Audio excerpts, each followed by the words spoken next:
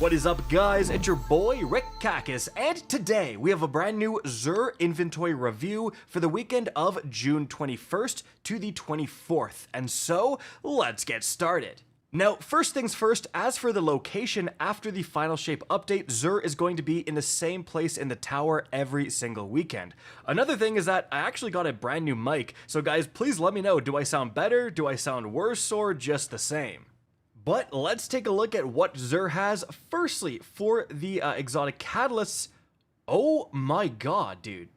We actually have the Acreus catalyst. I mean, the Acreus is a raid weapon.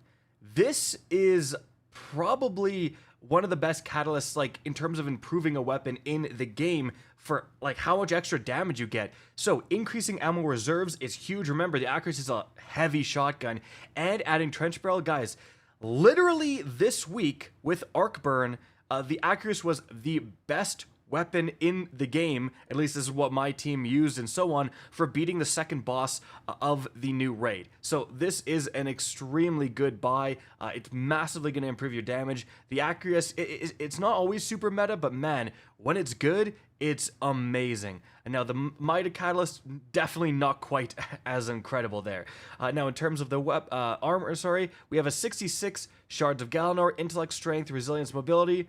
I mean, I was definitely seeing better, but it's alright. Then we have, whoa, a 67 Armamentarium with Recovery Discipline. Man, if it had more resilience, I'd be super in. However, you know, a 22 Discipline value on something that gives you 2 grenades is obviously very, very useful. Honestly, not a bad pickup. This is pretty darn good. Then we have a 69 Karnsteins, but massive mobility and intellect spike. Those are the 2 spikes you do not want to see, unfortunately. So man, if those were resilience and discipline, I'd be all over it, but unfortunately these are the 2 like least valued stats in the game. Now after that, we actually have a piece of armor here. Oh, it's Artifice Armor. I don't think this has happened before, guys. Xur is just straight up selling Artifice Armor. That's insane. Now, the roll is terrible. I mean, 20 mobility, and no other big spike. Don't buy this, but the fact that he can, and I mean, obviously I'm going to check if the other characters have different Artifice Armor. I assume they do, but that's super interesting that Xur can now straight up sell you Artifice Armor. Now, moving on from there, as for the exotic weapons, we have a Hawkmoon here with Quick Draw. Well, if you really want to whip out the Hawkmoon fast, you can go for this roll, but generally this is not considered to be the best. After that, the Crimson, if you like the Red Death, but you want the hand cannon version, pick this up. And then the Merciless actually cranks, okay? Like, it goes from not seeing any play at all to people absolutely spamming the crap out of it because it actually does a ton of damage. And then we have the Queenbreaker. It did get a buff recently, but still doesn't really see a ton of play. The best out of these is probably like the Merciless, I would say. But yeah, there it is. As for the god rolls here, Snapshot, Multi-Kill Clip, and the Night Watch, it's like definitely not terrible, but not amazing. Feeding Frenzy, Thresh, Chroma Rush, nope. Pulse Martyr, Swashbuckler, Truth Teller, nope. Shoot to Loot, Dragonfly, nope. I mean, this actually is craftable, and it can get Shoot to Loot Explosive, which I think is significantly better than Dragonfly, but it's honestly not a terrible roll. Snapshot, Rampage for this heavy grenade launcher, no thank you. Surplus Unrelenting, no thank you. And are we going to have the class-specific swords every weekend? Maybe. Regardless, this is an amazing roll. Relentless Whirlwind on the Crown Splitter, an aggressive frame. This thing actually cranks.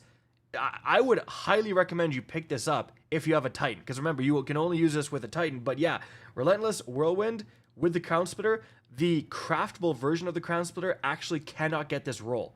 This is only on the old version that Xur sells. So definitely, this is the god roll of the old version that I think a lot of people should pick up.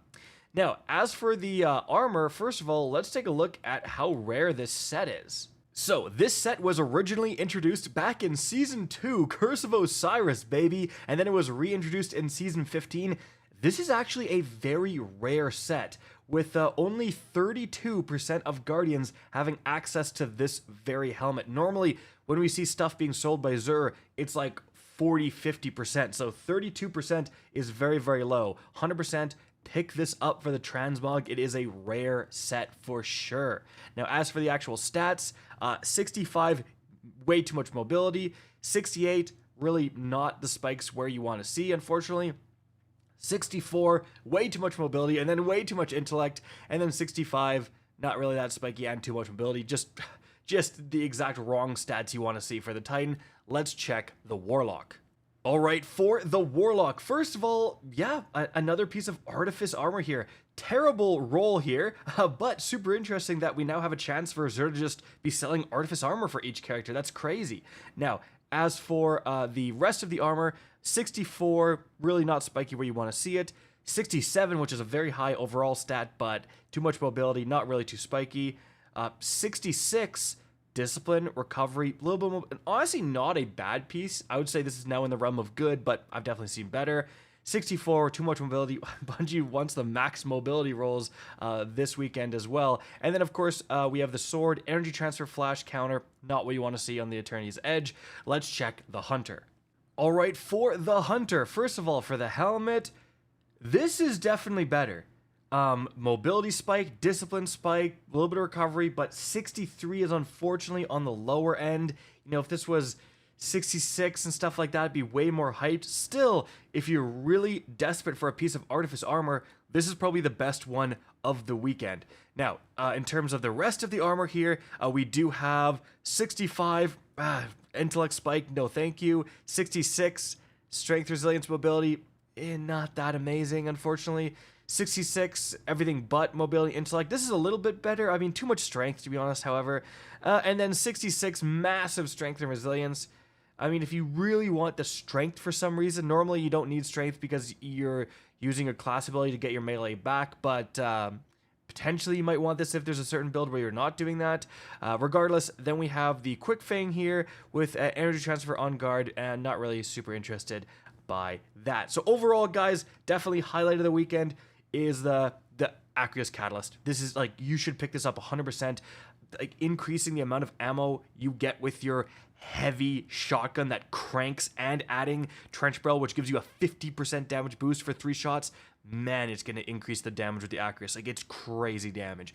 Guys, that's going to be it for the video. Hope you enjoyed and found this informative. If you did, please remember to help me out by simply rating and especially sharing this video. If you guys want to see more Destiny 2 content similar to this, don't be afraid to slap that subscribe button. If you want to get in touch with me and keep up to date with the latest channel activity, the best way is to follow me on Twitter at RickCacus. That is linked in the description down below. Again, I hope you enjoyed the video, and as always, have a good day.